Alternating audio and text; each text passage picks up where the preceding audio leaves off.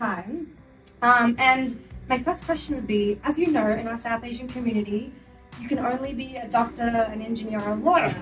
So I'd love to know, what was it like for you, pursuing this career? Like, was there any struggles with your family or community? What was that journey like for you? Great question, because you're right. If you're not like a doctor, you're a lawyer, you're a surgeon, you're an engineer.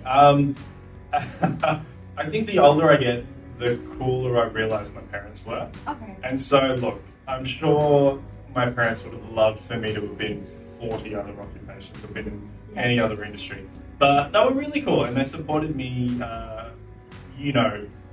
from a young age. I was in punk bands, I was always skating as a kid. Yeah. So I think I soft launched them into this idea of who I was going to be. Yeah. And so, I never really had any pushback. What was your preparation like for Heartbreak High versus Critical Incident? Because they're very different genres. They are. Yes. Yeah, look, it's a funny one. Career-wise, I'm trying to be strategic with what I do and choose different jobs that can showcase what I do, and that I can be kind of flexible. Preparation's kind of the same, though. The approach is always the same for whatever show you're doing, but what I find is the energy and the rhythm of the shoot might be different, because you're adapting to different actors, to different producers, to different crew, and so they all bring to them, their own musicality to the shoot, and how you deal with, actors have their own process, so it's about adapting to how they work, and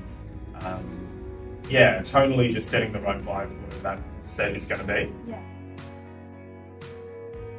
Describe your directing style in 2 movies. That's a tricky one. See, I grew up, like I said, I was in punk bands, I used to skate a lot, and then I just watched TV movies and film clips especially. Yeah. So I just had like this encyclopedic knowledge of film clips back in the day when we had budgets and they were cool. So I think I would almost I don't know if I can do 2. I'll give you like a mismatch of chaos. If you have 3, 4, whatever you What about 46? Okay, yes, that 46, give or take, Look, I would say most recently shows like Master of None, Love as well on Netflix. Yeah. But then films like, I really love Sofia Coppola's Somewhere and Lost in Translation. Yes. Totally. So, that's very dry humor, and I feel like those films are I love being a fly on the wall when you get relationships. Yes, very grounded or authentic, and there is comedy to that, because comedy comes in the truth. So, totally. Okay. And it's based in just identity and humanity, and trying to see that existential crisis of humanity. But then I also love those 90s era Linkletter films, and Dazed and Confused, Empire Records, and then film clips, like Smashing Pumpkins 1979, Janet Jackson's Godzilla's Gone. There's so many film clips that I think I use as references more so than film. Yeah. And then for any actors or filmmakers, what do you look for in a self-tape when you're casting? Great question. It's borderline awkward now, because I'm starting to run into a lot of people, and I'm friends with actors who audition for things, and then if they don't get the roles, they're like, why didn't I get it? It's and honestly, it's so out of your control as an actor sometimes. It's in your control, but out of your control, because there's so many voices dictating who gets chosen. So everyone has to agree. Yeah. But then also, all you can do is your best read of what that character is. And so if you connect to the material and that kind of manifests in your performance, then that's essentially what we're looking for. You might just be too tall or too short for the role. That's literally what it comes down to. Yeah. But then also, I love seeing if actors can kind of flip on a dime and give you variation in performance. Yeah. Which again, if you understand the material, I think should come easily enough. Yeah. So just giving us variety, but then also, just giving us a true read of who you think the character is. Okay. And it might be completely different to what we thought we were. What does storytelling mean to you? What do you what's the power of storytelling to you? I think it's essentially it's just culture building. Okay. I think I didn't realize it at the time, but growing up, what drew me, or what interested me was just culture, music, fashion, art, film, TV, everything that formed, I guess, my identity was steeped in those kind of genres. And so I really, really love the idea now of being able to influence and create culture in some regard.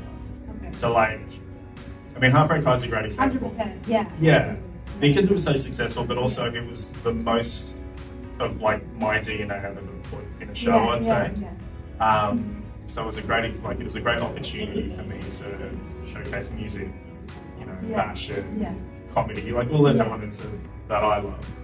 So for me, it's just about creating culture and being able to affect emotion.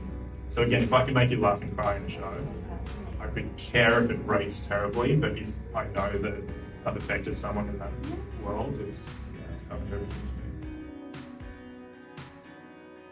to me. What are you excited about? Whether it's in your career, your life, or you're excited about your next meal? What is it? I'm excited by all those things. I think career-wise, I'm very excited by the people that are coming up. Yeah. And I've been doing it for a while now, directing for maybe realistically 3 years. But I was an assistant director before that, and so I came up through the ranks as started as a runner, just climbed the ladder. That all of the people I've been working with for 15 years and all the junior people, we're all starting to climb the ladder together and we're in positions of power. And I think in the last 4 or 5 years, there's been a massive shift and change that you can see in our industry. Yes.